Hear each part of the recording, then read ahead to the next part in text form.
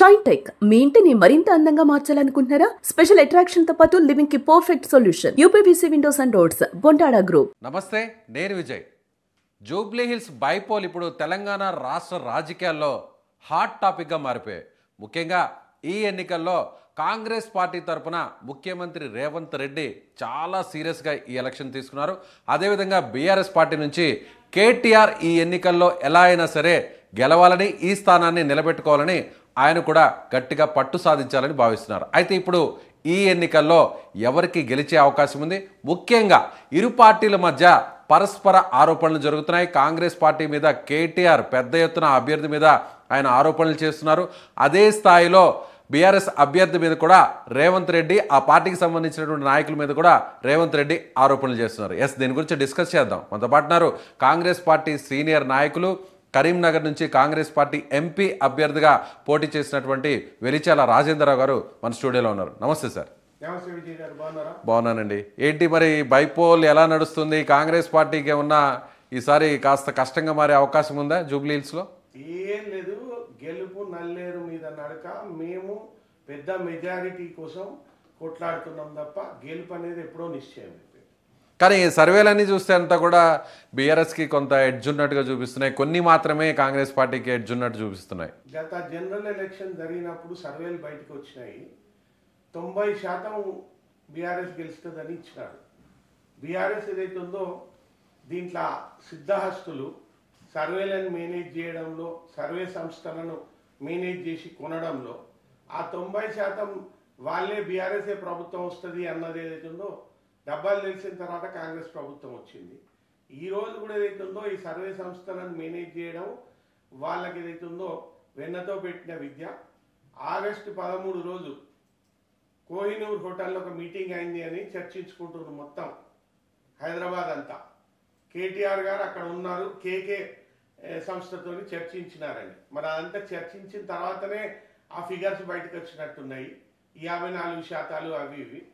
కేకే గారు ఏదైతుందో ఏ రోజైతే రిజల్ట్ వస్తుందో ఆ రోజు ముసుగు కప్పుకొని తిరగాలి హైదరాబాద్లో, జూబ్లీ హిల్స్లో.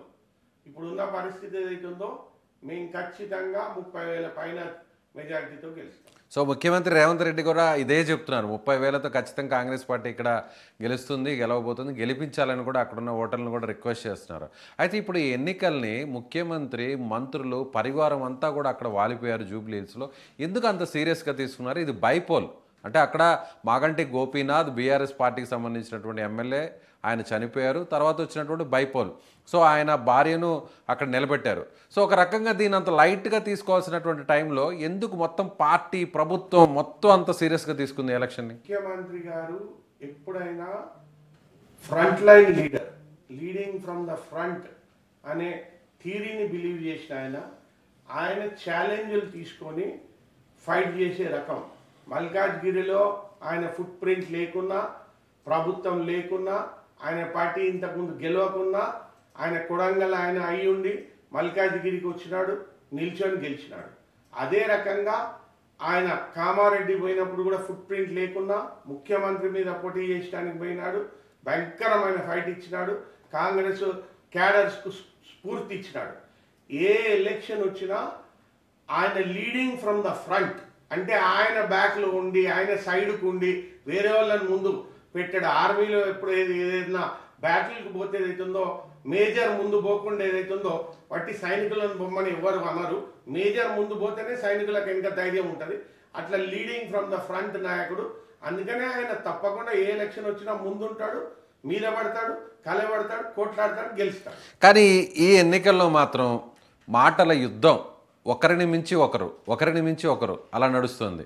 నువ్వు తగ్గితే నేను తగ్గను, నేను తగ్గితే నువ్వు తగ్గకు అన్నట్టుగా హోరాహోరీగా మాటల యుద్ధం నడుస్తుంది. ముఖ్యంగా కేటీఆర్ కాంగ్రెస్ పార్టీ అభ్యర్థి, మీ అభ్యర్థి గురించి, నవీన్ యాదవ్ గురించి, వాళ్ళ కుటుంబం గురించి, చిన్న శ్రీశైలం యాదవ్ వాళ్ళ తండ్రి గారు, సో ఆయన గురించి ఆకు రౌడీలని, ఒకవేళ వీళ్ళు గెలిస్తే దొమ్మీలు చేస్తారు, దౌర్జన్యాలు చేస్తారు, సో రౌడీయిజం అని రకరకాలుగా వ్యాఖ్యలు చేస్తున్నారు. అదే స్థాయిలో రేవంత్ రెడ్డి కూడా కేటీఆర్ కౌంటర్ ఇస్తూ కూడా ఆయన ఒక రకమైన పరుష పదజాలను కూడా మాట్లాడారు. కట్టేయండి, 10 సంవత్సరాలు మున్సిపల్ శాఖ మంత్రిగా ఉన్నారే, ఆయన ఏం చేశారు, ఈ చెత్త గిత్త ఆయనకి తెలియదు అంటూ కూడా ఆయన కూడా అదే స్థాయిలో కూడా తీవ్రంగా విరుచుకుపడ్డారు.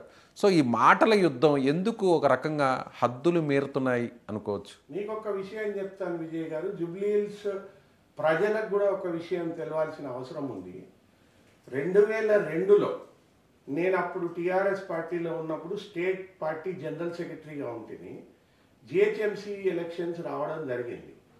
మొట్టమొదటిసారిగా టీఆర్ఎస్ పార్టీ జిహెచ్ఎంసీ ఎలక్షన్స్లో పార్టిసిపేట్ చేయడం జరిగింది. తెలుగుదేశం ప్రభుత్వం ఉండే ఆ టైంలో ఏదైతే ఉందో కేసీఆర్ గారు నన్ను పిలిచి నువ్వు జిహెచ్ఎంసీకి ఇన్ఛార్జిగా ఉండు ఎలక్షన్స్కు, మనం చిన్న శ్రీశైలం యాదవ్కు టికెట్ ఇద్దాము, జూబ్లీ హిల్స్ వార్డు కేసీఆర్ అన్నారు. కేసీఆర్ మరి చిన్న శ్రీశైలం యాదవ్కు ఫుట్ హోల్డ్ అండ్ మంచి పేరుంది కాబట్టి ఆయన భార్యను కూడా కన్విన్స్ చేసి నిలబెట్టాలి రేమత్ నగర్లో కస్తూరి గారిని అని చెప్పడం జరిగింది.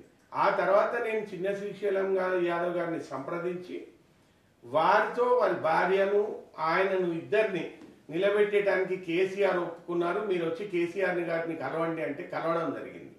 కలిసిన తర్వాత వాళ్ళిద్దరికి బీఫామ్స్ ఇవ్వడం జరిగింది టీఆర్ఎస్ పార్టీ నుండి కార్పొరేటర్స్కు.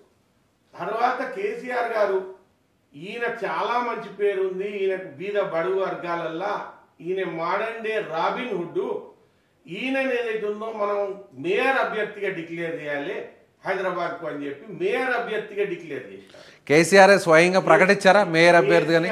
స్వయంగా ప్రకటించినారు. It's on record, you can open the record and so B form కూడా ఆయన చేతుల మీదుగానే ఆయన చేతుల మీదుగానే ఇచ్చినారు ఇద్దరికి. మళ్ళీ రోడ్ షోస్ మొత్తం జూబ్లీ హిల్స్ డివిజన్ లో, రేమత్ నగర్ డివిజన్ లో, ఇప్పుడు జూబ్లీ హిల్స్ కాన్స్టిట్యున్సీలో భాగం ఇది. సో ఈ రోడ్ షోస్ కనీసం 10 రోడ్ షోస్ పెట్టారు. ఆ రోడ్ షోస్ లో ఆయన, నేను జనరల్ సెక్రటరీగా చిన్న శ్రీశైలం యాదవ్ అదే వ్యాన్ లో నిల్చొని మొత్తం రోడ్ షోస్ చేసినాం. ఆ రోడ్ షోస్ లో కూడా ప్రజలతో నేను చెప్పినాడంటే చిన్న Srisailam Yadav is modern day robin hood. ఆయన లక్షల మందికి బీద బడుగు వర్గాలకు ఆదుకుంటాడు. ఆయన సొంత ఖర్చుతో డబ్బుతో ఏదైతే ఉన్నదో బీదోళ్ళని ఏదైతే ఉందో వాళ్ళకు విద్యలో, వైద్యంలో, ఆపదలో ప్రతి దాంట్లో ఆదుకునే మనిషి అని చెప్పినాడు. మరి కేటీఆర్ ఏదైతే ఉందో ఈ రోజు అది తెలిసి ఈయన ఏదైతే ఉందో ఈ రకంగా మాట్లాడుతున్నాడు, అది తెలియకుండా ఈ రకంగా మాట్లాడుతున్నాడు. నాకు తెలిసి అయితే 100% ఆయనకు తెలుసు.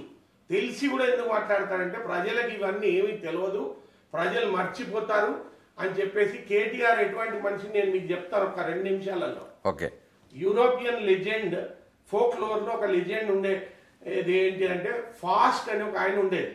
ఫాస్ట్ ఏదైతే ఉందో ప్రపంచంలో అందరికన్నా ఎక్కువ అబద్ధాలు ఆడడం, అందరికన్నా దుర్మార్గంగా ఉండడం, అందరికన్నా అవినీతి పరునుగా ఉండటానికి నాకు ఒక వరం కావాలి అని అంటే, ఇటువంటి వరాలు ఏదైతే ఉందో డెవిల్ ఇస్తుంది అని అంటే డెవిల్కు తపస్సు చేస్తాడు.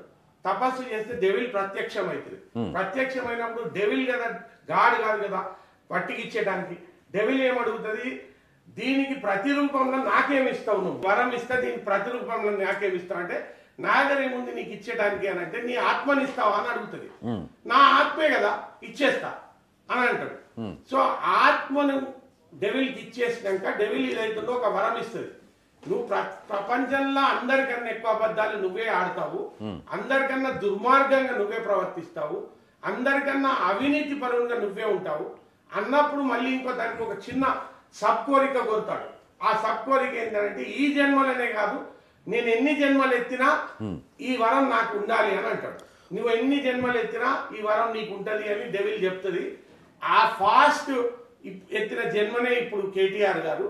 ప్రపంచంలో అందరికన్నా అమోఘంగా, అందరికన్నా ఎక్కువగా గిన్నెస్ బుక్ రికార్డ్ సంపాదించిన, అబద్ధాలలో సంపాదించిన అవినీతి పరుడు, అత్యంత దుర్మార్గుడు కేటీఆర్.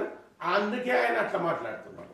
సో మీరు ఓడిపోతారు అనేటువంటి భయంతోనే అనవసరంగా మాగంటి కుటుంబానికి సంబంధించినటువంటి వ్యవహారాన్ని బయటకు తీసుకొస్తున్నారు. వాళ్ళ తల్లిగారి చేత అని, మొదటి భార్య అని, మొదటి భార్య కుమారుడని, ఇదంతా కూడా ఎన్నికలకు కొన్ని రోజుల ముందే ఒక కపట నాటకాన్ని మీరు తీసుకొచ్చి తెర మీదకు తీసుకొస్తున్నారు అనేది వాళ్ళు చేస్తున్నటువంటి ఆరోపణ. వారి ఫ్యామిలీ వ్యవహారంతో మాకు సంబంధం లేదు.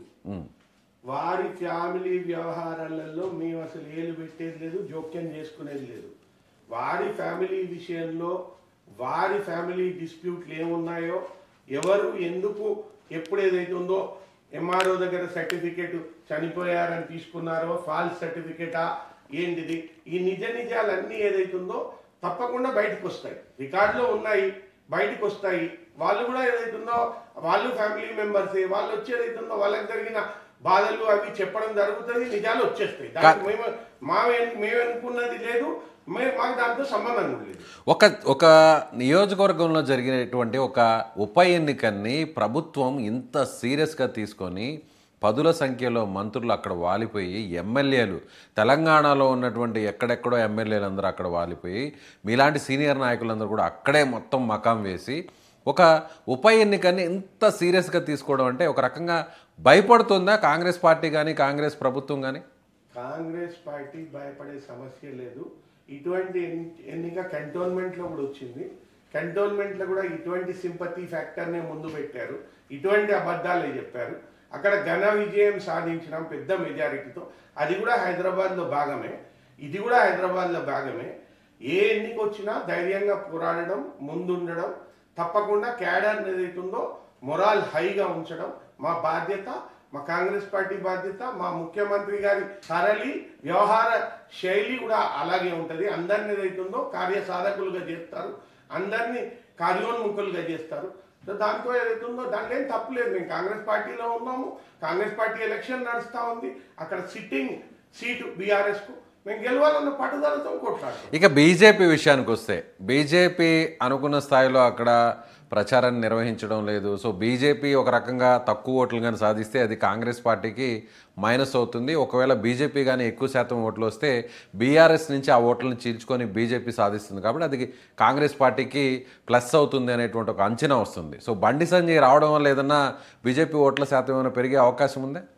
మీరు ప్రతిసారి గత 5 సంవత్సరాలుగా చూస్తున్నాం, బీజేపీ అనేది లోపాయికారి ఒప్పందం, అక్రమ సంబంధం. మీ ముఖ్యమంత్రి స్వయంగా అదే చెప్తున్నాడు, ఇద్దరు కూడా కుమ్మక్కయ్యారు. బీజేపీ బీఆర్ఎస్ ది అక్రమ సంబంధం, అనైతిక సంబంధం. గత 5 సంవత్సరాలుగా ఒకసారి మాకు టైఅప్ లేదంటారు, ఇంకోసారి టైఅప్ ఉందని అంటారు, అలుంకుంటారు, ఆలింగనం చేసుకుంటారు. ఇప్పుడు కిషన్ రెడ్డి గారి పార్లమెంట్లో ఎన్ని నోట్లు వచ్చినాయో ఇప్పుడు ఛాలెంజ్ చేస్తున్నాను నేను కిషన్ రెడ్డి గారిని. దాంట్లో సగమని వస్తాయా? దాంట్లో సగం కూడా వస్తే ఏదైతుందో దేనికంటే దానికి రెడీ నేను. ఇప్పుడు ఏదైతుందో 7-8% పడిపోయిందని మొత్తం సర్వేలు అందరూ చెప్తా ఉన్నారు. ఎందుకు ఇంత పడిపోవాలి? కిషన్ రెడ్డి గారు మంత్రి ఉంటారు ఇక్కడే హైదరాబాద్ నుంచి, ఆయన ఓన్ కాన్స్టిట్యున్సీ, మరి ఎందుకు ఇంత పడిపోయింది అంటే బీజేపీకి సపోర్ట్ చేయాలి అని. బీజేపీకి ఓట్లు తగ్గడం మీకు బాధ కలిగిస్తుందా? బీజేపీకి ఓట్లు తగ్గడం మీకు బాధ కలిగిస్తుందా? మాకు బాధతో సంబంధం మాకేం లేదు. అంటే బీజేపీకి ఓట్లు తగ్గితే ఖచ్చితంగా మీకు ఓట్లు తగ్గుతాయని భయం? స్వయంగా గెలుస్తుంది. ఇప్పుడు బీజేపీ బీఆర్ఎస్ కలిసే పోటీ చేస్తున్నాయి, కలిసి పోటీ చేస్తాం. మేము 30,000 పైచీలతో గెలుస్తాం. రాజేంద్రరావు గారు, మీకు కలిసి వచ్చేటువంటి అంశాలు ఏంటి? అభ్యర్థి, లేకపోతే మీరు 2 సంవత్సరాలు చేసినటువంటి పాలన మీద ఇది రెఫరెండం అనుకోవచ్చా? ప్రజలు ఎలాంటి తీర్పు ఇచ్చినా కూడా మీరు దాన్ని రిసీవ్ చేసుకుంటారా? అదేవిధంగా మీరు చేసినటువంటి పథకాలకు సంబంధించినటువంటి ఇది ఒక ప్రజా తీర్పు అనుకోవచ్చా? లేదంటే మీ మీద ఉన్నటువంటి వ్యతిరేకత ఒకవేళ ఈ తీర్పు ద్వారా వస్తే దాన్ని మీరు కన్సిడర్ చేస్తారా? 3 పాయింట్లు అండి. 2 సంవత్సరాలలో మేము చేసిన అభివృద్ధి విషయంలో ఏమాత్రం ఏదైతుందో తగ్గకుండా 8 లక్షల కోట్ల అప్పు మా తలకాయ మీద పెట్టి పోతే కూడా ముఖ్యమంత్రి గారు ఫైనాన్షియల్ డిసిప్లిన్తో ఒక్కొక్కటిగా గ్యారంటీలు ఏదైతుందో ఇంప్లిమెంట్ చేస్తూ మొన్న రైతు భరోసా ఇచ్చినప్పుడు 9,000 కోట్లు 9 రోజులల్లో, గత 10 సంవత్సరాలలో కూడా అంత తొందరగా పడలేదు వేసి రైతు రుణమాఫీ కానివ్వండి, అన్నిటికన్నా గొప్ప ప్రాజెక్ట్ ఏదైతుందో 5 లక్షల గృహాలు, 5 లక్షల రూపాయల గృహాలు, ఇందిరమ్మ గృహాలు, 4 లక్షల గృహాలు. అంటే ఒక్కొక్క కాన్స్టిట్యున్సీకి 4,000 చొప్పున 119 కాన్స్టిట్యున్సీలల్లో డబుల్ బెడ్రూమ్ను తొండిపెట్టి, డబుల్ బెడ్రూమ్ ఆశగా చూపి, అల్లుడొస్తే ఎక్కడ ఉంటాడు, గొర్రెనెక్కడ కట్టాలి, బర్రెనెక్కడ కట్టాలి అని ఇదంతా స్టోరీ చెప్పి ఆఖరికి మొత్తం తొండి పెట్టి అడియాసలు చేస్తే ఈరోజు 4 లక్షల ఇండ్లు అన్ని వర్కులు స్టార్ట్ అయినాయి. చక్కా 50% కొన్నాయినాయి, 25% కొన్నాయినాయి. రోజుకు కనీసం 100-200 ఇండ్లకు ముగ్గులు పోస్తున్నారు. వీటికి ఫైనాన్షియల్ టైఅప్ కూడా అయిపోయింది. ఇవి మోడర్న్ కన్స్ట్రక్షన్ టెక్నాలజీతో కడుతున్నారు. 6 నుంచి 9 నెలల్లోనే కంప్లీట్ చేస్తారు. ఇంతకు ముందులాగా 2 ఏళ్ళు 3 ఏళ్ళు 4 ఏళ్ళు లేదు. దీనితో ఎంత సంతోషంగా ఉన్నారో ప్రజలు.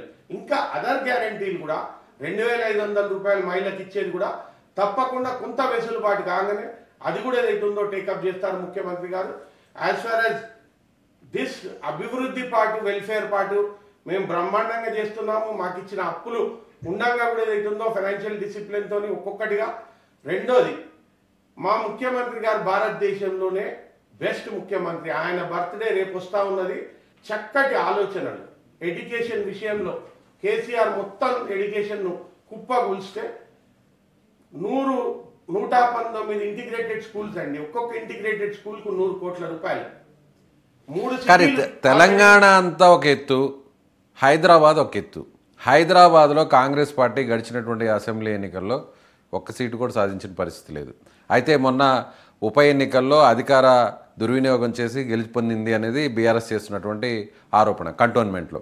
ఇప్పుడు జూబ్లీ హిల్స్ పరిస్థితి వేరు. ఎందుకంటే పదే హైడ్రాన్ని హైలైట్ చేస్తుంది బీఆర్ఎస్, కేటీఆర్. సో ఇప్పుడు జూబ్లీ హిల్స్ ఎంత కష్టతరంగా మారడానికి ప్రధాన కారణం సిటీ ఓటర్లు, సెటిలర్లు కాంగ్రెస్ పార్టీకి వ్యతిరేకంగా ఉన్నారు అనేది అందరి భావన కాదంటారా? విజయ్ గారు 2004 సంవత్సరంలో వైఎస్ రాజశేఖర రెడ్డి గారు కాంగ్రెస్ పార్టీ ఘన విజయం సాధించినప్పుడు కూడా మాకు సిటీలో తక్కువ సీట్లు వచ్చి తెలుగుదేశంకి ఎక్కువ వచ్చినాయి. ఆ రోజు కూడా 2004లో ఆ రోజు కూడా సిటీలో తక్కువ వచ్చి మేము కాంగ్రెస్ పార్టీ గవర్నమెంట్ ఫార్మ్ చేసినా వచ్చినాయి. కానీ వైఎస్ రాజశేఖర రెడ్డి గారు 2004 నుంచి 2009లో చేసిన అభివృద్ధి, ఓఆర్ఆర్ కానివ్వండి, శంషాబాద్ ఎయిర్పోర్ట్ కానివ్వండి, ఏ దిశగా చూసినా ఆ అభివృద్ధితో 2009లో మళ్ళీ మాకు ఫుల్ మెజారిటీ వచ్చింది. ఇప్పుడు కూడా ఏదైతే ఉందో మొన్నటిసారి మాకు హైదరాబాద్లో రాకున్నా ముఖ్యమంత్రి గారి ఆలోచన పట్టణీకరణ మీద, ఈ పట్టణంలో 3 సిటీలు ఉన్నాయి, హైదరాబాదు, సికింద్రాబాదు, హైటెక్ సిటీ. హైటెక్ సిటీ వల్ల లాభం జరిగింది. 10 లక్షల ఉద్యోగాలు వచ్చినాయి. పెద్ద రోడ్లు, ఆకాశ హర్మ్యాలు, ఒక ఫారెన్ సిటీ లాగా ఉంది. దీనికి ఇంకొక సిటీ తోడు కావాలి, ఫ్యూచర్ సిటీ, 4th సిటీ అని చెప్పి ఆ సిటీ కూడా ఏదైతుందో ఇంతకన్నా అద్భుతంగా హైటెక్ సిటీ కన్నా అక్కడ కూడా ఒక 10 లక్షల ఉద్యోగాలు, అక్కడ ఆకాశ హర్మ్యాలు, అక్కడ 200 ఫీట్ రోడ్లు, లండన్, న్యూయార్క్, సియోల్ను దాటి ఈ పట్టణం అభివృద్ధి చెందాలి అని ముందుకు పోతున్నారు. ఇవన్నీ ప్రజలు చూస్తున్నారు. స్పోర్ట్స్లో ఒలింపిక్ మెడల్ ఈ నెక్స్ట్ ఒలింపిక్స్నే సాధిస్తామని ఫ్యూచర్ సిటీలో వచ్చే స్టేడియం కానివ్వండి, ప్రతి డిస్ట్రిక్ట్కి ఒక స్టేడియం ఇవ్వడం కానివ్వండి, ఎడ్యుకేషన్లో స్కూల్స్ కానివ్వండి, మరి ఈ పట్టణీకరణ విషయం కానివ్వండి, జలమయం కాకూడదు హైదరాబాద్ అని హైడ్రా పెట్టి నదీ పరివాహక ప్రాంతంలో ఉన్న ఇల్లీగల్ స్ట్రక్చర్స్ పేదవాళ్ళ ముట్టకుండా, పేదవాళ్ళ ఎవరికి ముట్టకుండా మొన్న ఒక 5 ఫ్లోర్ల బిల్డింగ్ ఒకటి కూలగొట్టారు. అది ఇల్లీగల్ అని చెప్తే అది నాలా పరివాహక ప్రాంతం అంటే కొట్టేశారు. ఇప్పుడు మొన్న 18 సెంటీమీటర్ల రెయిన్ వచ్చిందండి హైదరాబాద్లో. 18 సెంటీమీటర్లు is not a joke. And 18 సెంటీమీటర్ల రెయిన్ పడ్డా 4 అవర్స్లో క్లియర్ అయింది డ్రైనేజ్. ఇంతకుముందు బీఆర్ఎస్లో కూడా చూసినాం, 3 సెంటీమీటర్లకు 4 సెంటీమీటర్లకు 2 రోజులు నీటిమయం అయిపోయేది. ఇంతకుముందు 10,000 రూపాయలు ఒక్కొక్కరికి ఫ్లడ్స్ వచ్చినప్పుడు ఇస్తామని అన్నారు, ఎగ్గొట్టిండ్రు బీఆర్ఎస్ వాళ్ళు. సో ఇంత మంచి ఆలోచనలు హైదరాబాద్ మీద ఉన్నాయి కాబట్టి హైదరాబాద్ పట్టణం కంటోన్మెంట్లో ఆలింగనం చేసుకుంది మమ్మల్ని రేవంత్ రెడ్డి గారి ఆలోచనలను.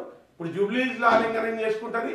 మొత్తం హైదరాబాద్ పట్టణంలో ఉన్న అన్ని కాన్స్టిట్యున్సీ ప్రజలు కూడా మాకే ఏదైతుందో బ్రహ్మరథం పడతారు, మమ్మల్ని ఆశీర్వదిస్తారు. చూద్దాం మరి ప్రజలు మీకు బ్రహ్మరథం పడతారో, తిరిగి బీఆర్ఎస్ పార్టీకి ఆ సీటును తిరిగి పల్లెలను పెట్టి ఇస్తారో మరి చూద్దాం. మరి కొన్ని రోజులు మాత్రమే సమయం ఉంది. మీరు విషయం ఏంటంటే సార్, మా అభ్యర్థి విషయానికి వస్తే యంగ్స్టర్ అండ్ నవ్ యువ నిర్మాణ్ అనే సంస్థను పెట్టి కనీసం ఒక 20-30 వేల మందికి ఆల్రెడీ విద్యాపరంగా, వైద్యపరంగా, స్పోర్ట్స్ పరంగా సేవలు చేసినాడు.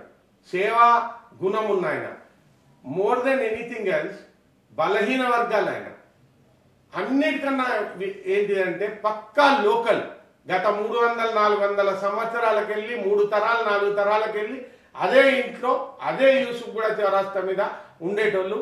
ఆపదకు, సంపదకు, అపరాత్రి, అర్ధరాత్రి తలుపు తడితే ఏదైతే ఉందో అవైలబుల్ ఉండేటోళ్ళు. మా ప్రత్యర్థి ఏదైతే ఉందో ఇక్కడ ఉంటుందా తెలియదు, ఆంధ్రాలో ఉంటుందా తెలియదు, అమెరికాలో ఉంటుందా తెలియదు. సో పక్కా లోకల్ను 100% ఆదరిస్తారు, ఆశీర్వదిస్తారు, గెలిపిస్తారు. సో ఒక రకంగా నవీన్ యాదవ్ అభ్యర్థినిగా ఎంపిక చేయడం అనేది కూడా ఒక రకంగా ప్లస్గా మారిందా కాంగ్రెస్ పార్టీకి? నవీన్ యాదవ్ మా ముఖ్యమంత్రి గారు నవీన ఆలోచనలు ఉన్నాయన, ఆధునిక ఆలోచనలు ఉన్నాయన, యంగ్స్టర్స్ ను ప్రోత్సహించేటైనా. ఒక్క రాజ్యసభ వస్తే అనిల్ కుమార్ యాదవ్ యంగ్స్టర్కి ఇచ్చినారు, బలహీన వర్గాల వ్యక్తి యంగ్స్టర్. ఈ రోజు కూడా జూబ్లీహిల్స్ వస్తే మళ్ళీ యంగ్స్టర్ను పిక్ చేసినారు, సేవా గుణం ఉన్న ఆయనను పిక్ చేసినారు, బలహీన వర్గాల ఆయనను పిక్ చేసినారు. ముఖ్యమంత్రి గారు ఒక స్టేట్మెంట్ ఇచ్చినారు ఈ మధ్యకాలంలో, 21 సంవత్సరాలకే రాజకీయాలలో ఎమ్మెల్యే ఎంపీ కాంటెస్ట్ చేసే యాక్ట్ తీసుకురావాలి పార్లమెంట్లో అని. అంటే యంగ్స్టర్స్ని ఎంత ప్రోత్సహిస్తున్నారు. జీ జనరేషన్ను, మిల్లెనియల్ జనరేషన్ను పూర్తిగా ఆకట్టుకుంటూ రాహుల్ గాంధీ గారి ఆలోచనల మేరకు ముఖ్యమంత్రి గారు ఏదైతుందో ముందుకు పోతున్నారు. డెఫినెట్గా యువత మొత్తం మాదిక్కే ఉంది. ఇంకొక విషయం రాజేంద్రరావు గారు, మీరు ఇందాక ఒక మాటను కూడా ప్రస్తావించారు. సో నేరుగా కేసీఆరే కార్పొరేటర్ సీట్ ఇచ్చారు, చంద్రశేఖర్ యాదవ్ వాళ్ళ సతీమణికి కూడా ఇచ్చారు, వాళ్ళు పోటీ చేశారు. కాకపోతే కాలం కలిసిరాక అప్పుడు టీడీపీ గెలిచింది, మీరు ఓడిపోయారంటున్నారు. అయితే ఇప్పుడు ఇంకొక విషయం కూడా సోషల్ మీడియాలో వైరల్ అవుతుంది. అంటే అప్పుడు శ్రీశైలం యాదవ్ కేసీఆర్ కుమార్తె వివాహానికి కూడా ఆర్థిక సాయం చేశారని, అదేవిధంగా ప్రచార రథాన్ని కూడా ఈయనే తీయించారని కూడా అంటున్నారు. నిజమేనా? అప్పుడు మీరున్నారా? నేను అప్పుడు ఉన్నాను, నేను జనరల్ సెక్రటరీగా ఉన్నాను పార్టీలో. ఆర్థిక సాయం విషయాలు ఏదైతుందో నాకు పూర్తిగా డీటెయిల్స్ తెలియవు, కానీ తప్పకుండా ఆయన సాయం చేసినారు. అన్ని రకాల ఉద్యమానికి సాయం చేసినారు, ప్రచార రథాన్ని పనులకు సాయం చేసినారు, కేసీఆర్ పర్సనల్ గా సాయం చేసినారు. సో ఇట్లా ఏదైతుందో జరిగింది. మరి ఇంత సాయం చేసిన తర్వాత కేటీఆర్ ఎందుకు మరి ఆకు రౌడీ అని పదే పదే ప్రస్తావిస్తున్నారు? కేటీఆర్ ఏదైతుందో అబద్ధాల కోరండి, ప్రపంచంలోనే బిగ్గెస్ట్ అబద్ధాల కోరు. అండ్ కేటీఆర్ ఏదైతుందో ఇంతకుముందే నేను చెప్పిన కదా, అత్యంత అవినీతితో కూడిన ఫాస్ట్ ఫ్యామిలీకి వెళ్ళి వచ్చిన ఆయన. రైట్, చూద్దాం. మీరు అన్నట్టుగా మరి కాంగ్రెస్ పార్టీ గెలుస్తుందో లేదంటే బీఆర్ఎస్ పార్టీ తిరిగి తన సీటును నిలబెట్టుకుందో కొన్ని రోజుల్లోనే స్పష్టమయ్యేటువంటి అవకాశం ఉంది. థ్యాంక్ యూ అండి, thank you so much. Thank you very much. Suman టీవీలో మీ పర్సనల్ అండ్ బిజినెస్ ప్రమోషన్స్ కోసం కింది నెంబర్కి కాంటాక్ట్ చేయండి.